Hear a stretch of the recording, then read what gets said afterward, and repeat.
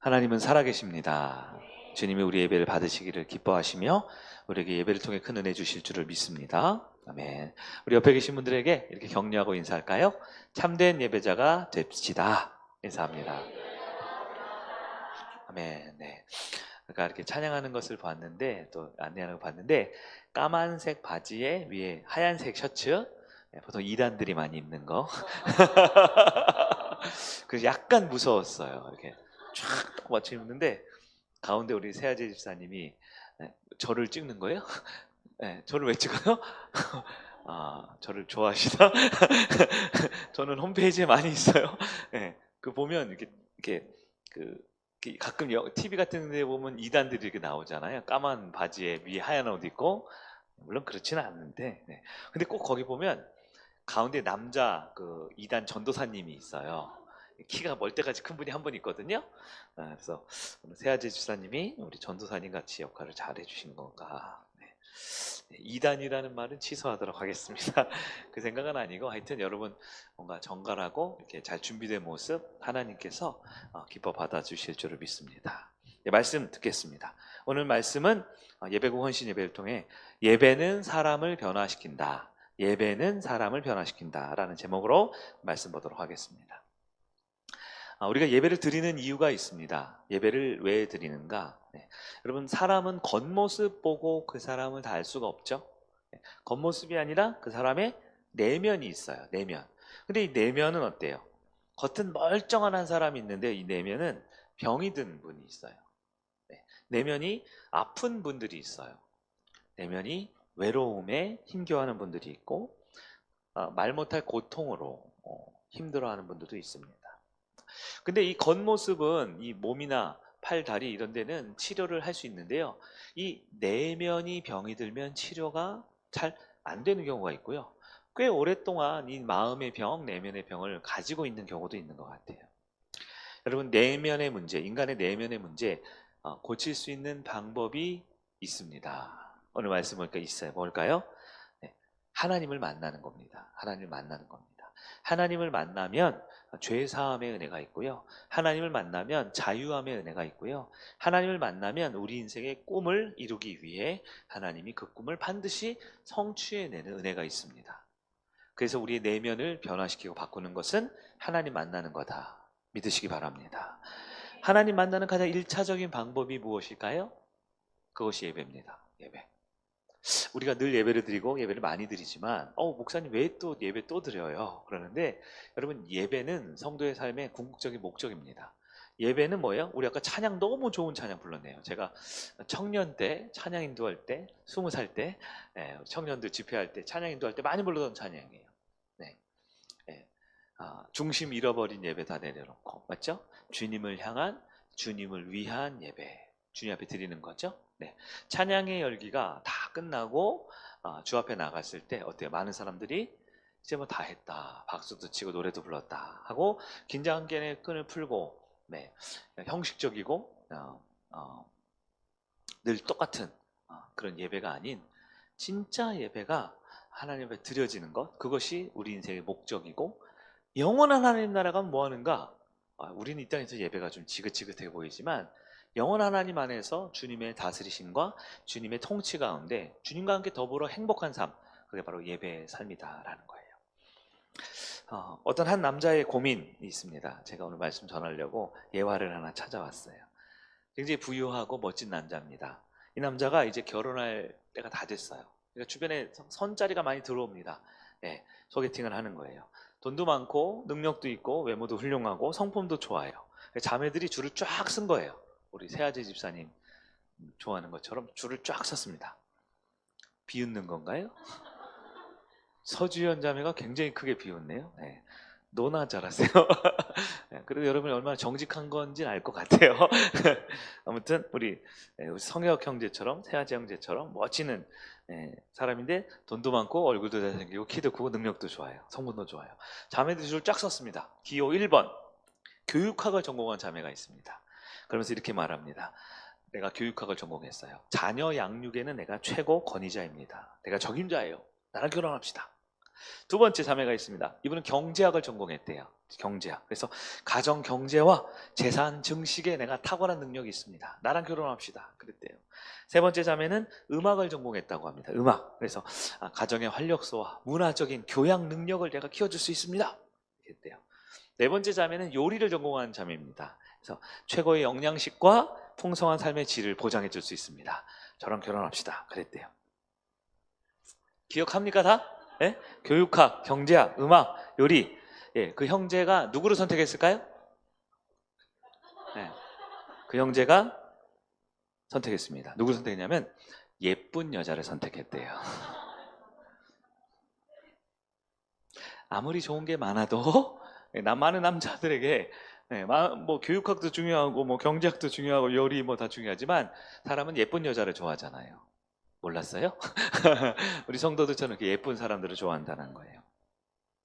우리가 살아가면서 여러 가지 고민이 있습니다. 직장 문제도 고민이고 사람들 관계도 고민이고 우리 집안에 있는 여러 가지 문제도 고민이고 돈 문제도 있고요. 건강 문제도 있고요. 네. 아무리 좋은 게 많아도 그 남자가 선택하는 건 언제나 답은 하나, 예쁜 여자인 것처럼 우리 인생에도 여러 가지 고민들이 있지만 답은 하나입니다. 우리 인생의 문제를 해결할 답은 뭐예요? 네, 하나님을 만나야 됩니다. 네. 각자 생각과 삶의 모습은 달라요. 그러나 우리 인생에 해결할 방법은 하나님 만나는 것밖에 없다는 거예요. 그 하나님 만나는 시간이 언제냐? 여러 시간들이 있지만 여러분 야곱처럼 야복강가에서 씨름하다 만날 수도 있어요. 예? 모세처럼 광야에서 양치다가 나무 아래서 만날 수도 있어요. 다윗처럼 양돌 보다가 갑자기 누가 오라서 왔더니 하나님 만날 수도 있어요. 그러나 우리에게는 아주 귀한 하나님 만나는 시간이 있습니다. 무엇이냐? 바로 예배라는 거예요. 여러분 우리가 예배를 통해 하나님을 만날 수만 있다면 우리의 육신과 우리의 마음과 우리의 영혼이 치유될 수 있다고 성경은 약속합니다. 우리가 삶에서 예배를 통해 하나님을 만날 수만 있다면 우리 육체적인 질병도 치유될 수 있어요. 우리가 어떤 것에 중독이 된 것도 회복될 수 있습니다. 꿈이 없는데 삶의 방향과 미래가 어두컴컴해도 살아계신 하나님을 만나면 그 길을 찾을 수가 있습니다. 무기력한 분들, 패배의식에 빠진 분들 있죠. 정말 살아계신 하나님 만나면 벌떡 일어나서 새 힘을 낼 수가 있습니다. 여러분, 예배에 실패하면 결국 인생이 실패합니다. 하지만 예배에 성공하면 우리의 인생 하나님이 책임져 주실 것을 믿으시기를 바랍니다. 오늘날 교회가 위기다, 교회가 위기다, 기독교가 어렵다라고 하는데요. 사실 그 내면에 여러 가지 이유 중에 가장 중요한 게 뭐냐면 예배가 위기다라는 생각이 들어요. 우리의 삶에 위기가 찾아옵니까? 여러분 예배를 들여다보십시오. 예배를 보면 알 수 있어요. 그리고 오늘 이 오후 시간, 피곤한 시간, 맨 앞에 앉은 우리 김모 그 청소년께서 하품을 크게 했어요. 지금 죽으려고 목사님 설교 중에 김모 자매는 2명 중에 1명이겠지. 서로 쳐다보세요. 이러면서 잠을 한번 깨면 되는 거죠. 내 삶에 여러 위기가 있다 하지만 여러분 예배를 들여다보십시오. 오후 예배에 올 정도면 그래도 하나님을 붙들고자, 하나님 만나고자, 힘을 얻고자 이 자리에 온 거예요. 여러분 우리에게 소망이 있습니다. 하나님을 만나면 답이 있고요. 그 만남의 자리는 예배를 통해 이루어진다고 볼 수 있습니다. 그렇기 때문에 예배국이 너무 중요해요. 예배국이.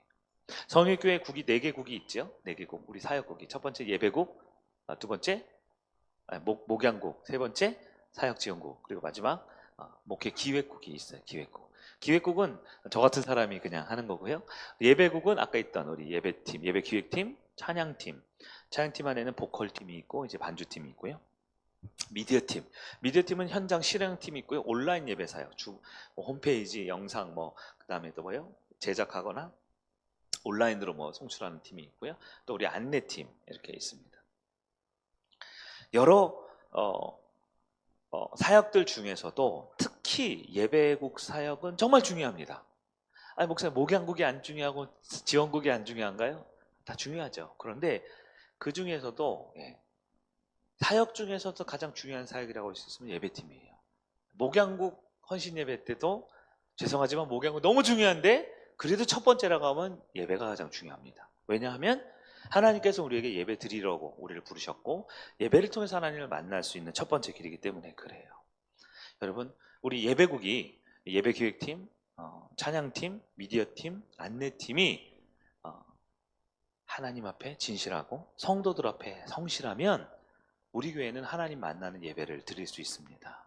예배를 통해 성도들이 변화되고 치유받고 세임을 얻는 은혜가 있을 수 있습니다. 네. 여러분, 예배가 두 가지 모습이 있다 그래요. 예배. 영어로 예배가 뭐냐? 예배. 영어로 예배는, 우리 한국말로는 예배는 예배죠. 예. 근데 영어로는 예배가 두 가지 단어를 써요. 하나는 worship이라는 단어를 쓰고 하나는 service라는 단어를 써요. 미국 교회 가면요, 예배 때 worship service 이렇게 써 있어요. worship이 뭐냐면 헬라어로 굳이 번역하면 프로스퀴네오라는 거예요. 경배드리다, 영광 올려드리다. 누구를 향해? 하나님을 향해. 두 번째는 예배는 서비스입니다. 서비스 있죠? 뭐예요? 우리 식당 가서 아줌마 서비스로 뭐 하나 더 주세요 그러잖아요. 서비스 뭐예요? 제공받는 거죠. 서비스는 나누는 것을 서비스라고 합니다. 거기는 라트레이아라는 헬라어 단어가 있는데요, 예배는 예전적, 즉 나누는 기능이 있어요. 이 두 가지를 오늘 한번 살펴볼게요. 우리가 예배국, 예배팀으로서는 두 가지를 기억해야 됩니다. 첫 번째는 누구를 향해요? 하나님을 향해 경배와 찬양과 프로스키네오 하는 것입니다. 두 번째는 성도를 향해서 라트레이아 하는 것이 있습니다. 첫 번째, 예배의 핵심은 하나님이다 라는 겁니다. 여러분, 돼지가 없나요 오늘? 돼지 나간 게 없나요? 아, 그렇군요. 그럼 제가 그냥 할게요. 자, 하나님을 만나는 것이 예배의 핵심이에요. 1차적인 목표, 1차적인 이유 뭐라고요?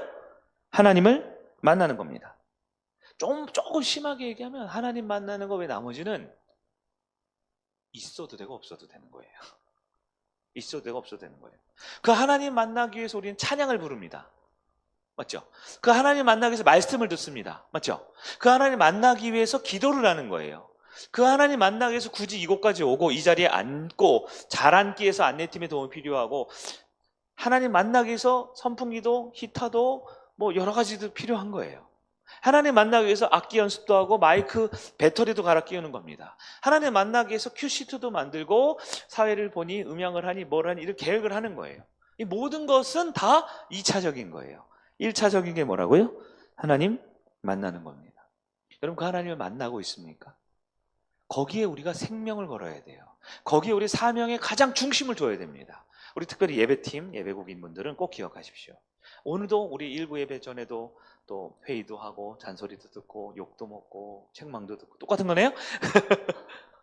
또 2부 예배 전에도 또 그러고 끝나고 또 왜 그럴까요?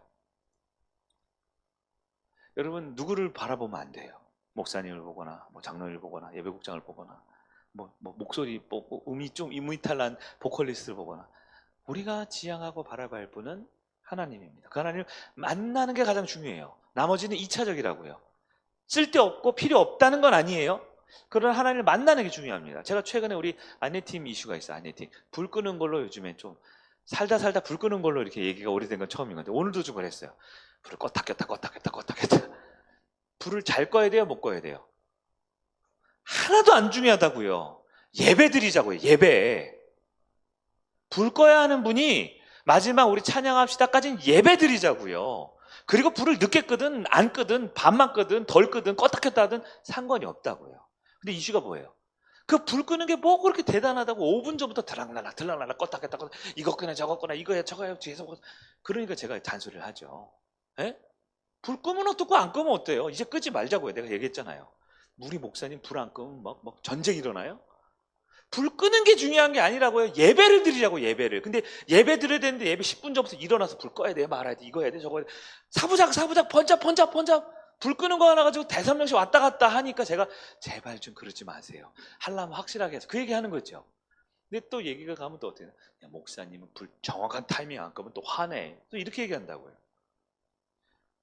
제가 제발 불 끄지 말고 불 켜지 말고, 불 중요하지 않아요. 예배 드리자고, 예배. 근데 만약에 내가 불을 잘 끌 수 있으면 정확한 타임에 껐다 켰다 하면 여기 앉아있는 성도들이 하나님께 예배드리는 집중하는 데 도움이 될까요? 근데 이제 말씀을 정리하겠습니다. 불을 탁 꺼버려. 그럼 뭐예요? 저를 보겠어요? 뒤를 보겠어요? 예배 드리자고요. 예배 잘 드리게 하자고요. 네?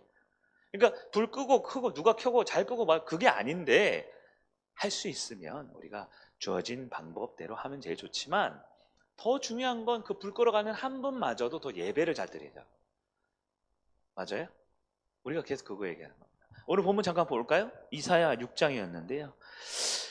이사야 6장에 보면 예배가 무엇인지 우리한테 딱 알려주고 있어요.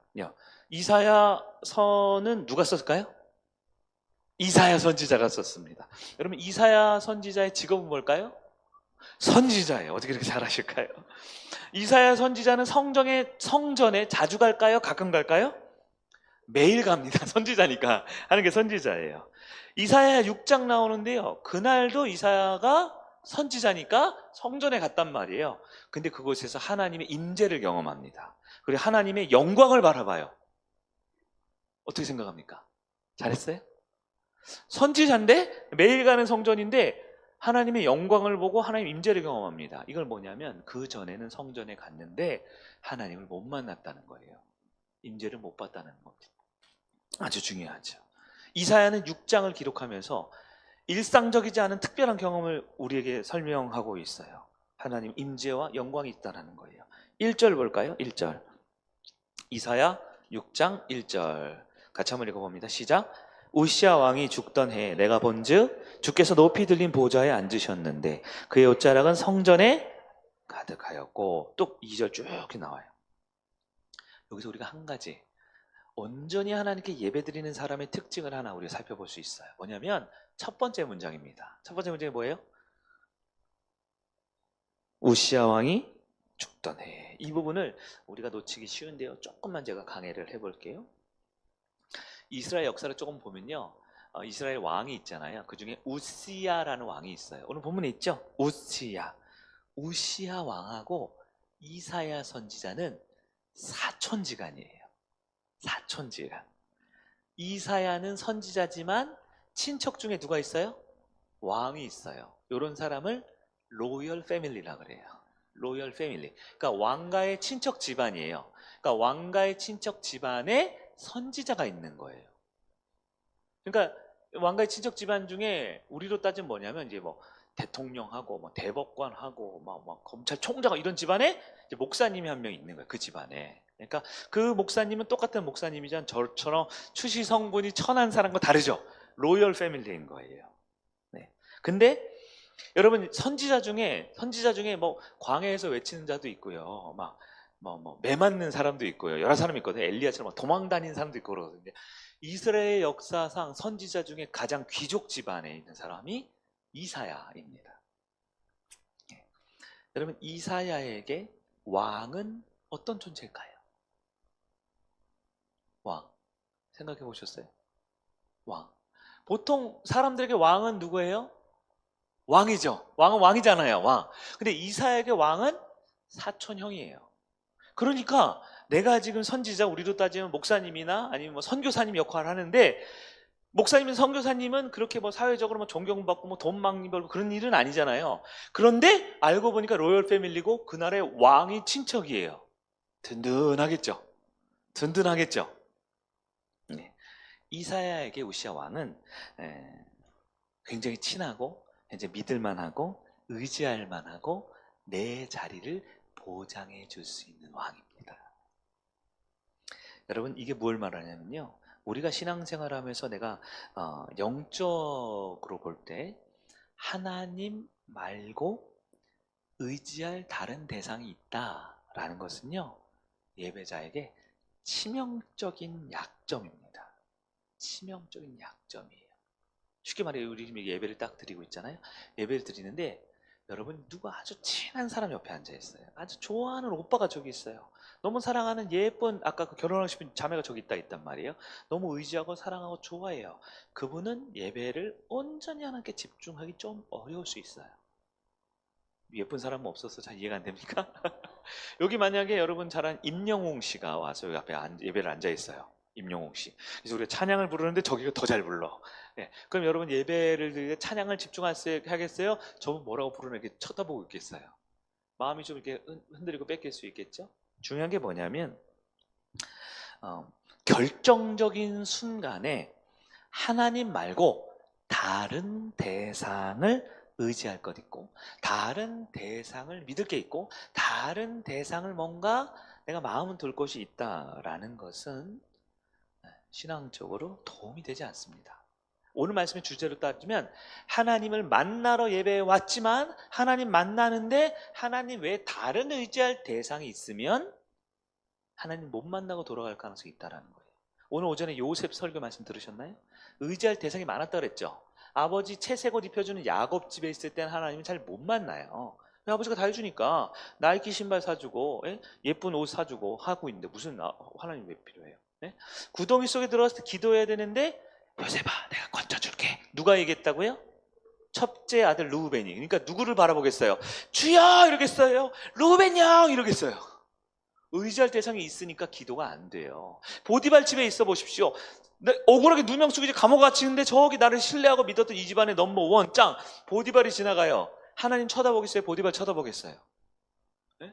감옥 속에 갇혀 있어요. 그동안 수많은 나쁜 놈들 다 만났는데 그 중에서 술 맡은 관원장이 이제 복직돼요. 술 맡은 관원장, 말이 술 맡은 관원장, 실제로는 그 민정수석 같은 거예요. 왕에게 술을 따라줄 사람, 독약 많이 타잖아요. 암살. 왕의 최측근이란 거예요. 술을 항상 마시면서 대화하고 국정을 얘기할 수 있는 사람이 술 맡은 관원장. 먹고 자고 하는 거 독약 살 수 있죠. 떡 맡은 관원장. 이 사람이 넘버 2, 넘버 3예요. 국무총리 넘버 1, 넘버 2 술 맡은, 넘버 3 떡 맡은 관원장. 그러니까 술떡이라고 해가지고 뭐 이렇게 무시하면 안 돼요. 그 사람이 복직되니까 맨날 뭘 찾아보겠어요? 기도했겠어요? 누구나 면회온 사람 없어? 누가 찾아온 사람 없어? 그 찾아보겠어요. 이해되시겠죠? 이사야는 선지자인데 맨날 성전 와가지고 기도하고 예배 드리는데 자기 형님이 왕이야. 그러니까 뭐 설교 못해도 안 잘리겠죠. 사역 잘 못해도 그러지 않겠어요? 이스라엘 역사 보면 얼마나 부패하고 잘못된 제사장 선지자 많잖아요. 근데 오늘 1절 볼까요? 6장 1절 무슨 일이 벌어집니까? 우시야 왕이 죽던 해에 끈 떨어진 거예요. 내가 믿고 의지했던 왕이 이제 없어집니다. 이제 다른 왕이 올라왔네요. 이제 내가 믿고 지지하고 나를 봐주던 뒷배에 대주는 그 끈이 떨어진 거예요. 그럴 때 이사야에게 무슨 일이 벌어져요? 하나님의 임재를 경험합니다. 하나님의 은혜를 경험하고 영광을 바라봤다라는 거예요. 6장 1절, 2절, 3절 쭉 읽었죠? 네, 하나님 영광을 바라보고 임재를 경험합니다. 여러분 우리가 첫 번째 기억해야 할 것이 있습니다. 우리의 삶에도 우시아 같은 것이 있다면 우리가 하나님 만나는데 방해거리가 될 수 있어요. 돈이 너무 많은 사람이 있어요. 너무 건강하고 힘이 넘쳐요. 너무 능력이 많아요. 너무 똑똑해요. 너무 의지할 것이 많아요. 갈 것도 많고 할 것도 많고 부르는 데도 많고. 그러면 우리가 하나님을 못 만날 가능성이 있다라는 겁니다. 똑같은 예배, 똑같은 현장에 있어도요. 여러분, 나의 우시아가 무엇인지 한번 점검해 봅시다. 특별히 예배국 섬기는 분들, 우리가 하나님을 꼭 만날 수 있어야 합니다. 내가 하나님을 못 만나고 예배국 사역하는 건 거짓말하는 거죠. 이사야가 그거란 겁니다. 내가 선지자고 내가 매일 성전에 오는데 이제야 처음으로 하나님의 영광과 임재를 경험했대요. 우리가 내가 믿는 하나님, 내가 오늘 찬양 불렀죠. 내가 부르는 찬양이 내가 은혜가 안 되고 내가 하는 사역에 동의가 안 되고 내가 뭔가 섬기는 것이 기쁨과 감사와 보람이 없는데 누구를 변화시킵니까? 누구를 설득합니까? 누구에게 하나님을 전할 수 있겠어요? 여러분, 내가 먼저 하나님을 꼭 만나야 합니다. 그러기 위해서 나의 우시아라는 존재가 있다면 적어도 예배 시간만큼은 내려놓을 줄 알아야 돼요.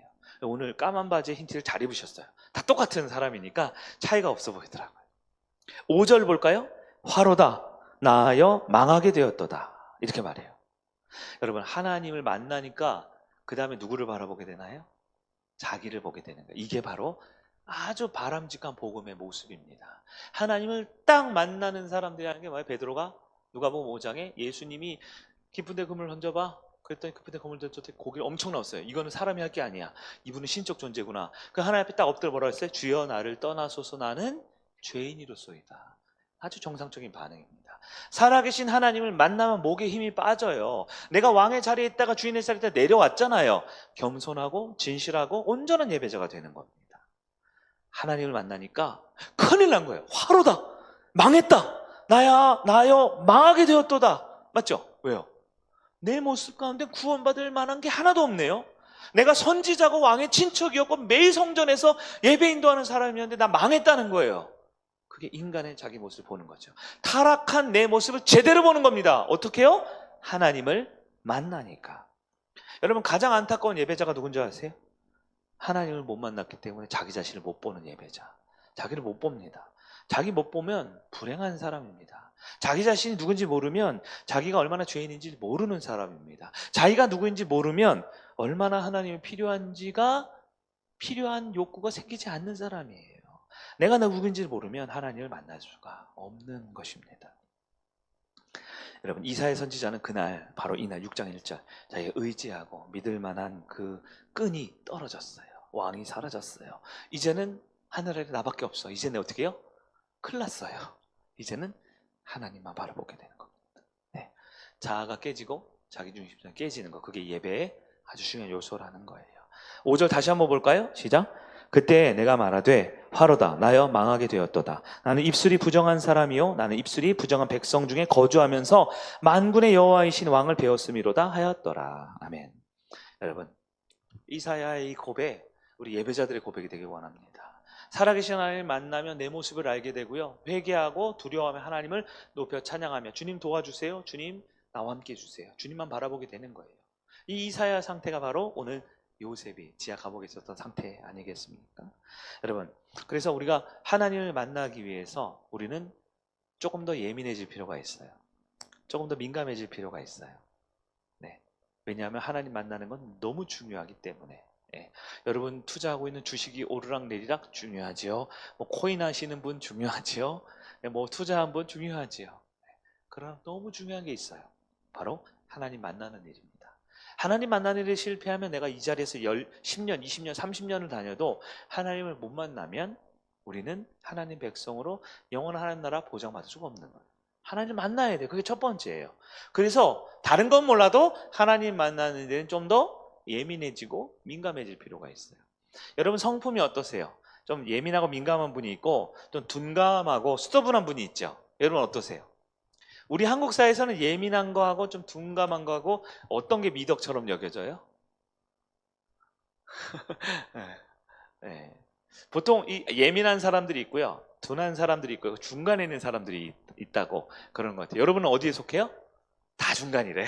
자기는 다 중간이래. 그래서 예민한 사람 보면 왜 이렇게 예민해? 저 사람 까칠해. 그리고 둔감한 사람 이렇게 곰탱이 같이 둔하냐? 그것도 못 알아듣냐? 이렇게 얘기를 하는 경우가 있어요. 성품은 다양할 수 있지만 예배는 여러분 예민하고 좀 민감해져. 전 예민하고 민감한 걸 좀 구분하는 사람입니다. 예민한 거는 뭐냐면 개인적인 적용이 돼요. 내가 어떤 상황을 못 견디겠어요. 내가 어떤 감당이 안 돼. 이게 너무 민감하고 너무 중요하고 너무 감정적으로 이렇게 집중이 되는 감각적인 상황이, 그걸 예민하다. 민감하다라는 것은 조금 다른 측면인 것 같아요. 다른 측면인 것 같아요. 그래서 예민하다, 민감하다. 근데 둔감한 분들은 그게 똑같다고 하시는 것 같긴 한데, 준비가 안 된 예배가 있다고 봅시다. 그건 전 너무 두려워요. 준비가 잘 안 된 예배 두려워요. 왜요? 하나님의 임재가 없을까 봐 저는 두렵습니다. 준비가 안 된 사역자들 보면 저는 너무너무 힘들어요. 왜냐하면 하나님의 영광을 사람이 가리울까 봐, 그 예배를 끝나고 사람들이 그 사람만 쳐다보고 이랬다 저랬다 하고 끝날까 봐. 기계적이고 형식적인 예배 드리는 것이 저는 너무너무 그 태도가 두려워요. 하나님의 거룩한 영이, 성령이 떠날까 봐. 형식적이고 메마르고 기계적인 예배, 똑같은 예배, 그냥 막 살다 와서 막 하다 가는 그런 거. 무엇보다 영적 매너리즘이나 영적 무감각에 빠져서 작년, 재작년, 어제, 오늘 똑같은 매너리즘, 저는 하나님이 영감이 사라질까 봐 너무 두렵습니다. 그래서 여러분 보시면 아시겠지만 많은 분들이, 제가 원래도 예민하고 민감하고 뭐 온갖 거 다 하는데 예배만큼은 제가 단 한 번도 타협을 한 적이 없어요. 타협을 할 수도 없고요. 아마 죽을 때까지 예민할 것 같아요. 죄송합니다. 예배는 잘 준비가 돼야 됩니다. 예배 인도자들은 최선을 다해서 준비를 해야 합니다. 예배는 형식적이고 기계적이고 매너리즘에 빠지면 안 돼요. 영적 감각은 늘 신선해야 하고 늘 영감이 있어야 돼요. 왜요? 목적은 딱 하나입니다. 예배는 하나님을 만나는 시간이니까요. 우리가 집에서 2달 쭉 뻗고 반바지고 수박 먹으면서 무한도전이 너무 옛날 건가요? 지구오락실 이런 거, 나 혼자 산다, 이른가 보면서 그 마음과 그 태도로 살아계신 하나님의 임재를 경험할 수 있겠습니까? 이사야는 선지자예요. 선지자. 매일매일 성전을 왔다 갔다 하는 사람인데 오늘 보니까 하나님의 영광과 임재를 지금에서야 경험합니다. 왜요? 아무것도 의지할 게 없는 두려움과 극한의 좌절과 절망 가운데 오직 하나님만 바라볼 수 없는 그 상황에 하나님을 처음 만나기 시작했다라는 거예요.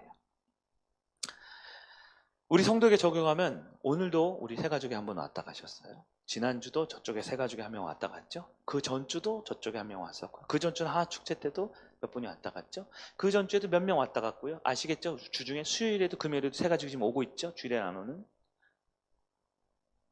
여러분, 누군가에게는 그 예배가 마지막 예배일 수도 있어요. 평생 단 한 번의 예배일 수도 있어요.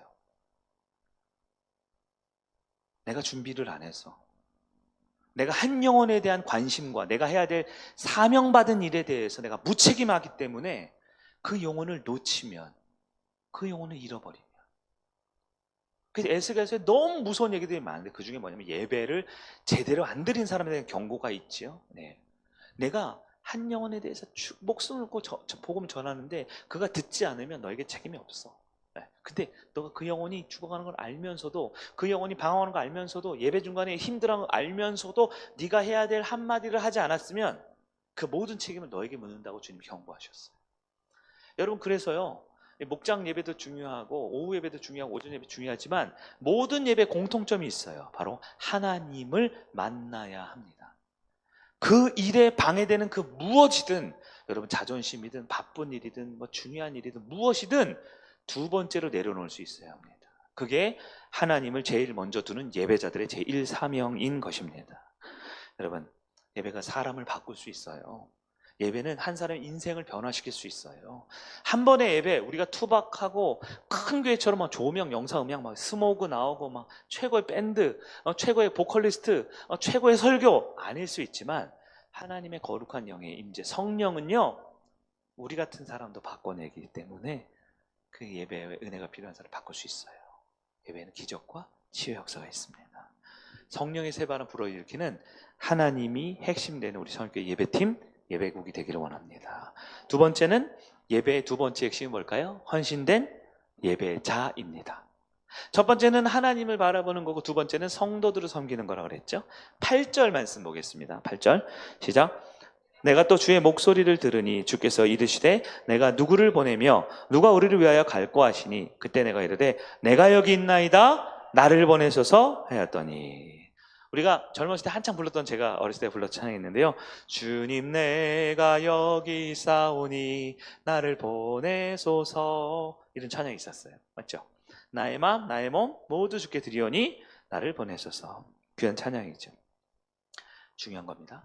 하나님의 임재와 하나님의 영광을 경험하는 사람들은 반드시 주님을 위해 헌신을 합니다. 헌신을 해요.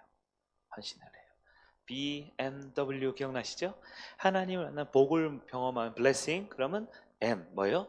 미션, 사명. 그래서 W 예배로 이어지게 된다 그랬어요. 여러분, 마태복음 13장 보면 우리 천국 비유 나오면서 어떤 사람이 일을 하는데 밭에 딱 밭일을 뭐 소장농으로 하루 알바로 왔는데 밭에 보물 덩어리가 있는 거예요. 그럼 어떻게 한다 그랬어요? 네? 집 팔고 땅 팔고 냉장고는 잘 안 팔리는데 아무튼 다 팔아가지고 어떻게 그 밭을 사야죠. 왜? 그 안에 뭐가 있으니까? 그건 밭이 아니죠. 뭐예요? 보물단지이기 때문에 그래요. 여러분, 내가 밭에 감춘 보물을 보았으면, 경험했으면 그거 사요 안 사요? 사게 돼 있다는 거예요. 교회 올라오는 김에 아까 봤던 그 임영옥을 만났잖아요. 사계 맞고 올라오다가 임영옥을 봤어요. 그럼 교회 와서 예배당에 올 때, 성도들 교제할 때 옆에 있는 사람과 축복하면 인사합니다. 그럼 인사가 바뀌어요. 나 임영웅 봤다. 핸드폰으로 사진 찍었다. 이렇게 하지 않겠어요? 내가 하나님의 임재를 경험하고 하나님의 영광을 바라보는 사람은 주님께 헌신하게 돼 있습니다. 이거는 하나님을 못 만난 사람은 이해할 수 없는 구절이고 헌신의 의미를 모르는 사람은 발견할 수 없어요. 네. 예배의 두 번째 핵심이 뭐냐면 헌신된 예배자입니다. 이분들이 하는 게 뭐예요? 하나님을 예배하는 것도 있지만 두 번째가 성도들을 예배할 수 있게 만드는 겁니다. 성도들을 예배드릴 수 있게 만드는 거예요. 그래서 우리 예배국은 꼭 기억해야 될 사명이 두 가지가 있어요. 첫째는 하나님을 예배하는 예배자가 되는 거고, 두 번째 성도들을 예배드릴 수 있게 하는 사역자가 되는 것입니다. 우리가 예수 믿어 구원받으면 첫 번째 단계가 되죠. 내가 예배드려요. 믿음의 시작이죠. 믿음의 기초입니다. 그런데 우리가 성숙하게 되면 내가 예배를 드리는 것뿐만 아니라 다른 분들을 예배를 드릴 수 있도록 돕는 일을 하게 됩니다. 여러분, 교회를 오래 다니고 직분을 많이 받고 교회에서 많은 일을 했다고 해서 예배자가, 사역자가 자동으로 되는 건 아니에요. 사역자는 주님의 임재를 경험하고 하나님을 뜨겁게 사랑하게 되면 헌신하게 되어 있기 때문에 그것이 여러 가지 사역의 모습이 있겠지만 섬기게 되어 있어요. 사랑하게 되어 있어요. 성도들 돕게 되어 있어요. 근데 내게 맡겨진 일들을, 내게 맡겨진 사명을 온전히 감당을 잘하지 못한다? 이것은 내가 하나님을 향한 어떠한 믿음인지 점검을 해봐야 됩니다. 목사님 앞에 점검하지 말고요. 네. 예배국 회의 때 자꾸 이야기할 필요 없습니다. 여러분이 하나님을 향한 마음이 어떤지 점검을 해야 돼요. 네. 우리가 교회 안에서는 관계가 두 가지가 있다 그랬어요. 첫째는 목양적 관계가 있어요. 그냥 우리 같은 목원이고 친구고 사랑하니까 잘 지냈어? 어떻게 지냈어? 하는 게 있어요. 두 번째 관계는 사역적 관계입니다. 사역적 관계는 뭔가 좀 딱딱하죠. 첫 번째는 그래서 관계 중심이고, 두 번째는 일 중심이 되는 거예요. 일 중심이라고 나쁘냐? 아니죠. 자, 우리가 오늘 예배를 드릴 때 우리 점심 되게 맛있었죠. 우리 허 권사님이 그 오징어 볶음을 특별하게 소스를 만들었다는 얘기 들었어요. 자, 점심을 먹는 일이 아주 중요한 일이 될 수 있어요. 점심에 이제 식당 요리를 합니다. 근데 오늘 우리 이미자 권사님께서 그 친교 팀장에서 식당을 운영하는데, 식당 요리를 하기로 온 한 분이 9시까지 오기로 했는데 안 왔어요. 진짜 안 온지 모르겠는데, 전 누구 얘기하는 거 아닙니다. 예를 드는 거예요. 안 왔단 말이에요. 그러면 우리 이 권사님이 전화를 합니다. 전화를 해서 무슨 일 있어? 아파? 이렇게 물어봐야 될까요? 오고 있어? 언제까지 올 거야? 이렇게 물어봐야 될까요? 전자예요, 후자예요? 네. 여러분, 목양적 관계는 전자입니다. 전자. 어디 힘든 거 없어? 그럼 뭐라 그랬어요? 힘들다 그러겠지 않았는데. 어디 아픈 데 없어? 그럼 뭐라 해서? 아프다 그러겠죠. 아프니까 안 왔겠죠. 근데 목양적 관계는 누구와의 관계냐면 그와 나와의 관계예요. 맞죠? 이걸 관계라 그래요. 네, 사역적 관계는 2번인데요. 몇 시까지 올 수 있어? 올 수 있어? 꼭 와야 돼? 이렇게 말을 할 수 있어요. 이거 뭐예요? 사역적 관계예요. 왜요? 하나님께서 그를 9시에 와서 식당 봉사를 하는 사람으로 누가? 하나님께서 부르셨죠. 하나님 앞에 사명하는 거죠. 나 때문에 그 봉사하는 거예요? 그건 친구 관계예요. 하나님을 위해서 그 일을 하는 거예요? 그 사역자예요. 사역자에게 왜 늦었어? 어떻게 늦었어? 무슨 일 있어? 라는 거 그 다음 얘기예요. 네. 그분도 이미자 권사님 때문에 그 사역하는 거예요? 그럼 여기 동아리 활동하는 거죠. 맞죠? 네. 우리 친교 팀장님이 하자 그랬기 때문에 하는 거예요? 물론 방법과 과정은 그럴지 모르지만 큰 사역이든 작은 사역이든 누구 앞에서 하는 거예요? 하나님과 약속을 한 거예요. 그 일을 하겠다고. 두 번째, 성도랑 약속을 한 거예요. 내가 그 맛있는 그 식사를 대접하겠다고. 사역적 관계에서 필요한 건 왜 그랬어? 뭐가 힘들어? 어려워? 라는 인격적 관계가 아니라 사명을 붙들고 사는 겁니다. 네? 그래서 왜 늦었는지 이유를 죄송하지만 들어주지 마세요. 그럴 때 왜? 나 때문에 하는 게 아니라고요. 나랑 친해서 하는 게 아니라고요. 하나님께서 그에게 사명을 주셨고 성도들 앞에서 그 사명을 결단했다고요. 감히 여러분이 뭔데 개인적인 접근을 하고 난리요. 감히 내가 뭔데 친한 척하면서 왜 이렇게 용서해주는 척하고 이해해주는 척해요. 하나님 앞에 사명이 있는데 지각하지 않고 예배를 드리고 성실하게 맡겨진 일을 하는 건 하나님이 맡긴 사명이라고요. 감히 우리 따위 같은 사람들이 해라 마라 할 수 있는 일이 아니라고요. 이해되시겠어요? 그래서 여러분, 제가 요즘 많이 하는 말이 있죠. 사명이 없으면 뭘 찾아요? 변명을 찾아요. 변명을 찾아요. 사명자는 뭘 찾아요? 방법을 찾아요. 다시요. 명언이죠. 네. 사명이 없으면 뭘 찾아요? 변명을 찾아요. 왜 그랬는지, 왜 못했는지 핑계를 찾고 변명을 찾아요. 여러분, 변명이 많아요? 그럼 거기 사명이 없는 거예요. 근데 사명자는요, 변명 찾을 시간 없어요. 방법을 찾아요. 하나님하고 약속했으니까, 하나님이 나에게 맡겨주신 영혼이니까 방법을 찾습니다. 실수할 수 있어요. 늦을 수 있어요. 일을 잘 못할 수 있어요. 버벅될 수 있어요. 불 잘못 꺼도 돼요. 그러나 사명자는 방법을 찾아요. 왜? 하나님께 영광 돌려야 되니까요. 성도들에게 은혜를 끼쳐야 되니까요. 그래서 사명 없으면 어떻게 해요? 목사님 제가 왜 그랬냐면요. 구구절절 변명과 핑계 이유를 대요. 제가 그 변명과 핑계 듣기 싫어서 그런 게 아니고요. 근데 꼭 쫓아다니면서 변명 들어주는 사람들이 있어요. 꼭 쫓아다니면서 내가 좋은 사람이고 싶은가 봐요. 아, 그랬구나. 힘들었구나. 아이고 어쩌겠니. 아이고 피곤할 수 있지. 늦잠 잘 수 있지. 못 올 수 있지. 여러분 그건 하나님의 영광을 가리는 겁니다. 그 영혼이 하나님과 약속한 사명을 감당할 수 있도록 그가 때로는 구덩이에 들어갈 수도 있고요. 때로는 노예로 팔려갈 수도 있고요. 때로는 억울하게 감옥에 갇힐 수도 있어요. 그러나 하나님이 그에게 주신 꿈을 이루기 위한 연단의 과정이 여러분 야곱처럼 채색 옷 입히면 안 돼요. 거기서 보디발처럼 여러분이 옷 입히면 안 돼요. 하나님은 다 벗깁니다. 그거 예배에 대한 사역에 대한 얘기입니다. 하나님이 여러분에게 사역을 맡겼으면 저는 사역 경험이 그래도 좀 있으니까 알아요. 여러분 할 수 있는지 없는지. 절대 여러분 할 수 없는 사역과 사명을 맡기질 않아요. 집 팔고 땅 팔고 냉장고 팔게 안 합니다. 잠 못 자게 안 합니다. 시간 돈 막 억만금 들이게 안 해요. 누가 그렇게 합니까? 우리가 이단입니까? 할 수 있어요. 예배 드릴 수 있고요. 그 사명 감당할 수 있어요. 그런데 나의 게으름, 나의 영적인 매너리즘, 나의 영감 없음, 나의 준비 없음, 나의 이기심과 게으름 때문에 하나님 영광 가리고 있다면 빨리 우시야 왕을 죽여야 돼요. 우시야 왕을 제거해야 됩니다. 그리고 진실한 예배자로 서세요. 그럼 불 잘못 꺼도 알아요. 본인도 알고 예배자들도 알고 저도 알아요. 저분은 최선을 다하고 있다는 거. 전 예배자라는 걸 알아요. 음악 틀려도요. 목소리 좀 엇나가도요. 불 껐다 켰다 잘못하고 에어컨 켜야 되는데 히터를 켜놔도요. 알아요. 우린 예배드리고 있다는 걸 알아요. 성일교회는 진정한 예배자들과 헌신된 사역자들이 있는 곳입니다. 그리고 그렇게 10년 동안 우리 성일교회를 이렇게 우리가 준비하고 있었어요. 대형 교회는 아니고 큰 교회는 아니고 엄청 막 전도 많이 하고 영향 주는 교회는 아니지만 우리 가운데는 예수가 있고 우리 가운데는 구원이 있고 우리 가운데 생명이 있습니다. 진실한 예배자가 되고 진실한 사역자가 됩시다. 오늘 예배팀 헌신 예배인데요. 예배팀원들에게 한 번 더 우리가 강조를 하고 싶어요. 말씀을 정리할게요. 참된 예배자가 됩시다. 내가 하나님의 영광과 임재를 경험하는 예배 드리는 여러분 되길 바랍니다. 두 번째로 신실한 예배 인도자가 됩시다. 사람들 앞에서 하나님을 대신하고 찬양팀으로 대신하고 안내팀으로 대신하고 미디어 사역으로 대신하고 할 때 신실하게 준비하고 영적 매너리즘, 영적인 기계적이고 형적인 태도 다 내려놓고 진실하게 하나님 앞에 섭시다. 그러면 알아요. 진짜 하나님도 알고 목사님도 알고 여러분도 알아요. 나는 진짜 진실하게 준비했는데 실수한 거고 좀 잘못한 거 알아요. 근데 만약에 내가 똑같은 실수 반복하고 똑같은 게으름에 빠져 있다면 여러분 회개하고 하나님 앞에 바로 설 수 있어야 합니다. 여러분 예배는 사람을 바꾸기 때문에 그래요. 예배는 한 가정을 바꿀 수 있습니다. 예배는 우리의 자녀들의 미래를 바꿀 수 있어요.